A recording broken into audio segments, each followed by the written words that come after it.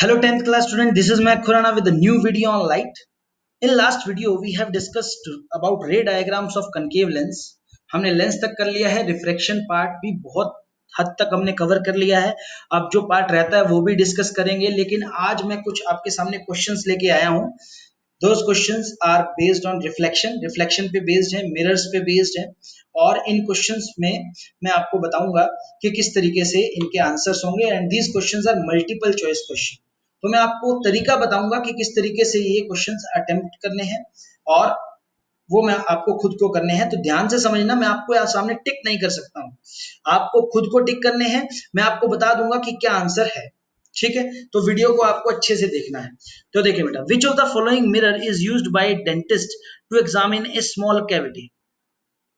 Small cavity को examine करने के लिए कौन सा मिरर हम यूज करते हैं? स्मॉल कैविटी को एग्जामिन करने के लिए डेंटिस्ट कौन सा मिरर यूज करता है? देखिए, मैंने आपको कनकेव मिरर की कुछ एप्लीकेशंस बताई थी, जिसमें मैंने मेंशन भी किया था डेंटिस्ट कनकेव मिरर को यूज करता है to examine the small point cavity. ये मैंने आपको बता रखा है. आई थिंक ये आपको मिल जाएगा लाइट 3 वीडियो में, थर्ड वीडियो में आपको मिल जाएगा. आप प्लीज उसको देखें और आपको पता लग जाएगा कि डेंटिस्ट यूज करता है कनकेव मिरर. अब मैं इसको एक्सप्लेन करता हूं कि कैसे. देखिए, आपको पता है कनकेव मिरर में जब भी ऑब्जेक्ट एफ और पी के बीच में होता है, फोकस और पोल के बीच में होता है, तो उस केस में इमेज एनलार्ज बनती है और वर्चुअल बनती है, इरेक्ट बनती है ना, एनलार्ज बनती है. डेंटिस्ट क्या चाहता है? डेंटिस्ट ये चाहता है कि जो भी कैविटी दांतों में है वो उसको क्लियर दिखे. तो वो क्या करता है, कनकेव मिरर को दांतों के पास लेके जाता है.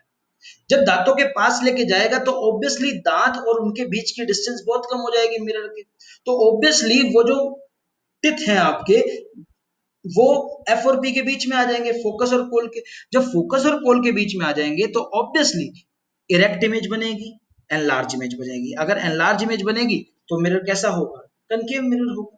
ठीक है. तो एनलार्ज और इरेक्ट इमेज जब ऑब्जेक्ट फोकस और पोल के बीच में होता है, तो वो आपको पता है कि कौन से केस में होता है, तो कनकेव मिरर में भी होता है. तो इस तरीके से आप ये बताते हैं कि डेंटिस्ट जब एग्जामिन करता है तो वो कौन से मिरर से एग्जामिन करता है? कनकेव मिरर से एग्जामिन करता है. ठीक है. अच्छा, इसके बाद देखिए question number 2. Image formed by a concave mirror is real. The image formed by concave mirror is real, inverted and of same size as that of object. एक concave mirror real inverted image बना रहा है और same size की बना रहा है as that of the object. Position of the object should be. ये बिल्कुल सिंपल क्वेश्चन है. आपको पता है कनकेव मिरर के आपने 6 केसेस करे थे. किस केस में सेम साइज की इमेज बनी थी? ये आपको पता है. ये केस वो था जब ऑब्जेक्ट कहां पर हो? सेंटर ऑफ कर्वेचर पर. जब ऑब्जेक्ट सेंटर ऑफ कर्वेचर पर होता है तो उस टाइम पे इमेज जो बनती है वो सेंटर ऑफ कर्वेचर पर बनती है और सेम साइज की बनती है. तो सेम साइज की इमेज कब बनती है? जो ऑब्जेक्ट कहां पर हो? Position of object should B at the centre of curvature. ठीक है. तो इसका आंसर क्या होना चाहिए? डी होना चाहिए. आई थिंक सो आपको समझ में आ गया होगा, क्योंकि सेम साइज इमेज तभी बन सकती है जब ऑब्जेक्ट कहां पर हो? सेंटर ऑफ कर्वेचर पे. ये मैंने आपको 6 केसेस जब मिरर के करवाए थे, कनकेव मिरर के, उसमें से एक केस है. अच्छा, अब आप देखिए तीसरा क्वेश्चन. थर्ड क्वेश्चन जो है, the nature of image formed by a convex mirror when the object distance from the mirror is less than the distance between the pole and focal length of the mirror would be. देखिए, image का क्या nature होगा by a convex mirror when the object distance from the mirror is less than the distance between the pole and focal point of the mirror would be.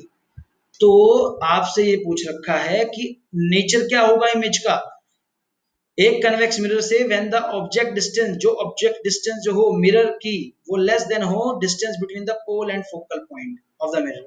ठीक है. तो देखिए बेटा, तो इमेज का नेचर बताना है. आपके पास 4 ऑप्शन है: real inverted diminished, real inverted enlarge, virtual erect diminished and virtual erect enlarge. अब बड़े ध्यान से समझने की बात है, ये क्वेश्चन थोड़ा सा कंफ्यूज करने वाला है, क्योंकि बच्चे ये सोचते हैं कि सर फोकस और पोल के बीच में, फोकस और पोल के बीच में अगर ऑब्जेक्ट पड़ा है तो कन्वेक्स मिरर के केस में इमेज कैसी बननी चाहिए? कन्वेक्स मिरर के केस में आपको पता है इमेज हमेशा वर्चुअल बनती है. वर्चुअल एंड डिमिनिश्ड हमेशा. आपको 2 केस करवाए हैं मैंने कन्वेक्स मिरर के. अगर आपको मैंने 2 केस करवाए और दोनों में आप देखोगे कि इमेज वर्चुअल इरेक्ट होती है और दोनों में इमेज का जो साइज होता है वो छोटा ही होता है। तो आपको और कुछ पढ़ने की जरूरत ही नहीं है, आपके सामने कन्वेक्स मिरर आते ही आपको आंसर ये देना चाहिए कि वर्चुअल इरेक्ट तो होगा ही, लेकिन डिमिनिश्ड साइज जानना चाहिए, क्योंकि कन्वेक्स मिरर के केस में हमेशा इमेज कैसी बनती है, डिमिनिश्ड बनती है, छोटी बनती है, एनलार्ज नहीं बनती, बड़ी नहीं बनती। तो ये केस तब होता जब कनकेव मिरर दे रखा हो, है ना। तो इसका आंसर क्या होना चाहिए, सी आंसर होना चाहिए, virtual erect and diminished in size. ठीक है, इसके बाद क्वेश्चन नंबर 4 पे आ जाते हैं। क्वेश्चन नंबर 4 एक देखिए बड़ा सिंपल क्वेश्चन है, अगर आप समझेंगे तो an object is placed at a distance of 0.5 metre, एक 0.5 मीटर पे एक डिस्टेंस पे एक ऑब्जेक्ट पड़ा है in front of a plane mirror, एक प्लेन मिरर के फ्रंट में। The distance between the object and image will be, image और ऑब्जेक्ट के बीच की डिस्टेंस। बड़ा सिंपल क्वेश्चन है, देखिए बेटा, आपको पता है जितनी डिस्टेंस प्लेन मिरर के केस में जितनी डिस्टेंस मिरर से ऑब्जेक्ट की होती है उतनी ही डिस्टेंस इमेज की मिरर से होती है पीछे की तरफ। मान लो यहाँ मिरर है, ये देखो यहाँ पर, इसके यहाँ पर 0.5 मीटर पे ऑब्जेक्ट पड़ा है, तो इस मिरर से 0.5 मीटर पीछे ही इमेज बनेगी। मानते हो इस बात को, क्योंकि इमेज डिस्टेंस और ऑब्जेक्ट डिस्टेंस मिरर से बराबर होती है प्लेन मिरर के केस में, ये आपने पढ़ रखा है ना। तो अगर आपने ये बात पढ़ रखी है तो ऑब्वियसली आप बता सकते हैं कि अगर ये प्लेन मिरर है और यहाँ पर ऑब्जेक्ट है 0.525 सेंटीमीटर और इधर इमेज बन रही है, तो ऑब्जेक्ट और इमेज के बीच की डिस्टेंस क्या होगी, 0.25 ये 0.25 ये, तो टोटल दोनों को सम करोगे तो कितनी हो जाएगी, 0.5। ठीक है, तो इसका आंसर क्या होना चाहिए, सी होना चाहिए। ठीक है, अच्छा, fifth question, for a real object which of the following can produce a real image. एक रियल ऑब्जेक्ट के लिए देखो, ऑब्जेक्ट हमेशा ज्यादातर हम 10th क्लास तक तो रियल ही लेते हैं, 12th क्लास में वर्चुअल ऑब्जेक्ट भी आ जाते हैं। ठीक है, लेकिन यहाँ पर आपको उसने बोल रखा है for a real object which of the following can produce a real image, इनमें से कौन रियल इमेज बना सकता है। आपके सामने चार ऑप्शन है, एक रियल ऑब्जेक्ट के लिए रियल इमेज, प्लेन मिरर क्या रियल इमेज बना सकता है, नहीं, प्लेन मिरर हमेशा वर्चुअल इमेज बनाता है, सेम साइज की बनाता है और आपको पता है सेम डिस्टेंस पे बनाता है, अभी आपने ऊपर पढ़ा, प्लेन मिरर कभी भी नहीं बना सकता। कनकेव लेंस, लेंस तो वैसे भी नहीं बना, कनकेव लेंस तो वैसे भी नहीं बनाता, आपको पता ही है कनकेव लेंस, लेंस हमेशा वर्चुअल इमेज ही बनाता है, कन्वेक्स मिरर भी वर्चुअल बनाता है, तो ऑब्वियसली आंसर होना चाहिए कनकेव मिरर, तो इसका आंसर बी होना चाहिए। ठीक है, क्योंकि कनकेव मिरर ही ऐसा है जो रियल इमेज बनाता है, और आपको पता है 5 केसेस है कनकेव मिरर में तो रियल इमेज बनाने के, आपने पढ़ भी रखे हैं, एक ही केस वर्चुअल का होता है। तो इन चारों में से आंसर क्या बनना चाहिए, बी बनना चाहिए। अच्छा, क्वेश्चन नंबर 6 पे आ जाते हैं। The angle of incidence for a ray of light having zero reflecting angle is, देखिए अगर किसी रे का रिफ्लेक्शन एंगल जीरो है तो एंगल ऑफ इंसिडेंस क्या होगा, वो ये जानना चाह रहा है कि एंगल ऑफ इंसिडेंस क्या होगा। बड़ा सिंपल क्वेश्चन है, देखिए एंगल ऑफ इंसिडेंस एक रे ऑफ लाइट के लिए जिसका जीरो रिफ्लेक्शन एंगल है, रिफ्लेक्शन एंगल जीरो है, तो आपको पता है law of reflection, angle of incidence should be equal to angle of reflection. अगर angle of incidence angle of reflection zero दे रखा है तो एंगल ऑफ इंसिडेंस भी क्या होना चाहिए, जीरो, तो इसका आंसर ए होना चाहिए। ठीक है, अच्छा, इसके बाद आ जाते हैं क्वेश्चन नंबर 7 पे।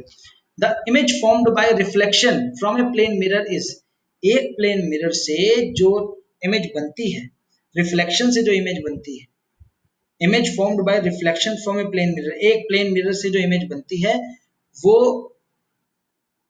कैसी बनेगी, उसका नेचर बताना है। प्लेन मिरर से जो इमेज बनेगी, आपको पता है प्लेन मिरर से हमेशा वर्चुअल एंड इरेक्ट इमेज बनती है, कभी भी रियल इन्वर्टेड नहीं होती, रियल इरेक्ट तो हो ही नहीं सकती, वर्चुअल इन्वर्टेड कभी होती ही नहीं है, मतलब वर्चुअल एंड इरेक्ट ही होती है। आपने पढ़ भी रखा है कि वर्चुअल एंड इरेक्ट ही इसका आंसर होना चाहिए, क्योंकि प्लेन मिरर के केसेस में हमेशा virtual image behind the mirror बनती है, सेम साइज की और सेम डिस्टेंस पे। ठीक है, अच्छा, इसके बाद question number 8, if an incident ray passes through the focus, अगर एक रे है इंसिडेंट रे वो फोकस से पास हो रही है, the reflected ray will be, reflected ray क्या होगी। आपने ये रूल पढ़ा था जब मैंने मिरर बताया था आपको, मिरर के कुछ रूल्स बताए थे इमेज फॉर्मेशन के, उसमें मैं आपको बता चुका हूं कि जब कोई रे फोकस से पास होती है तो रिफ्लेक्शन के बाद वो पैरेलल हो जाती है प्रिंसिपल एक्सिस के, रूल बताया था ना, आप एक बार देखना, आपने नोट्स में भी लिख रखा है ये, the ray which is going from focus passing through focus after reflection will become parallel to the principal axis. So if an incident ray passes through focus, the reflected ray be parallel to the principal axis के parallel हो जाएगी, तो इसका answer B होना चाहिए। ठीक है, तो pass through the pole, retrace its centre, ये सारे ही गलत है, क्योंकि आपको पता है कि ये तो रूल है कि अगर फोकस से पास होगी तो रिफ्लेक्टेड रे हमेशा प्रिंसिपल एक्सिस से पास हो जाएगी, पैरेलल हो जाएगी। ठीक है, which of the following is diverging mirror, इन चारों में से डाइवर्जिंग मिरर कौन सा है जो लाइट को डाइवर्ज करता हो। डाइवर्जिंग मिरर वो मिरर होता है जो लाइट को डाइवर्ज करता है, लाइट को फैलाता है। आपको आई थिंक सो पता होना चाहिए, प्लेन मिरर एक डाइवर्जिंग मिरर नहीं होता, वो डाइवर्ज नहीं करता लाइट को, वो सेम साइज की इमेज बनाता है, जैसा ऑब्जेक्ट हो सेम डिस्टेंस पे बनाता है। कनकेव मिरर कन्वर्जिंग मिरर होता है, ये तो लाइट को कन्वर्ज करता है। देखो ऐसे कनकेव मिरर है, एक रे ऑफ लाइट आई तो वो ऐसे जाती है, मतलब जुड़ती है, फैलती नहीं है, जुड़ जाती है, तो concave mirror can not be possible. Convex mirror, आपको पता है कन्वेक्स मिरर मैंने बताया भी हुआ है कि कन्वेक्स मिरर एक डाइवर्जिंग मिरर होता है। वो लाइट को, देखो ये कन्वेक्स मिरर है मान लो, ठीक है, लाइट आती है तो वो ऐसे भेज देता है, लाइट आती है तो उसको ऐसे भेज देता है, फैला देता है, तो एक कन्वेक्स मिरर एक डाइवर्जिंग मिरर, इसीलिए इसको स्ट्रीट लाइट में भी यूज किया जाता है। कन्वेक्स मिरर को हम स्ट्रीट लाइट में यूज करते हैं, ताकि स्ट्रीट लाइट से जो भी लाइट जाए उसको हम फैलाना चाहते हैं, फैलाने के लिए हम कन्वेक्स मिरर का यूज करते हैं। ठीक है, तो इसका आंसर सी होना चाहिए, कन्वेक्स मिरर। इसके बाद आ जाता है क्वेश्चन नंबर 10। ये एक न्यूमेरिकल है, मैं आपको तरीका बताऊंगा कि कैसे, बिल्कुल इजी है, तरीका तरीका बताने की भी जरूरत नहीं है, आपको देखते ही क्वेश्चन में समझ आ जाना चाहिए इसका आंसर, कोई इसमें गलत नहीं है, मतलब फॉर्मूला अप्लाई करने की भी जरूरत नहीं है, मींस कोई न्यूमेरिकल पोर्शन करने की जरूरत ही नहीं है, एक एक सेकंड के क्वेश्चन है। तो देखिए बेटा, एक point object is kept at a distance of 15 centimetre, एक ऑब्जेक्ट है 15 सेंटीमीटर पर पड़ा है in front of A concave mirror, एक कनकेव मिरर के से 15 सेंटीमीटर की दूरी पर पड़ा है। ठीक है, having radius of curvature 30 centimetre, जिसका रेडियस ऑफ कर्वेचर 30 सेंटीमीटर है, रेडियस 30 है और ऑब्जेक्ट पड़ा है 15 सेंटीमीटर पर, the image will be formed at, image कहां बनेगी। अब आप यहाँ पर ना देखिए, बड़ा सिंपल सा तरीका है, पहले तो रेडियस ऑफ कर्वेचर दे रखा है, इससे फोकस निकाल, फोकल लेंथ निकाल लो, रेडियस का हाफ होता है, ऑब्जेक्ट डिस्टेंस दे रखा है, मिरर फॉर्मूला लगा सकते हो इमेज की पोजीशन निकालने के लिए, लेकिन मिरर फॉर्मूला के बिना भी ये क्वेश्चन हो जाएगा, मिरर फॉर्मूला भी लगा सकते हो, बिना उसके भी हो जाएगा, कैसे हो जाएगा देखिए, रेडियस ऑफ कर्वेचर 30 है और वो 15 पे पड़ा है, मतलब फोकस पे पड़ा है, क्योंकि ये 15 सेंटीमीटर तो फोकल लेंथ है, मतलब ऑब्जेक्ट फोकस पे ही पड़ा है, फोकल लेंथ डिस्टेंस पे पड़ा है, फोकस पे पड़ा है।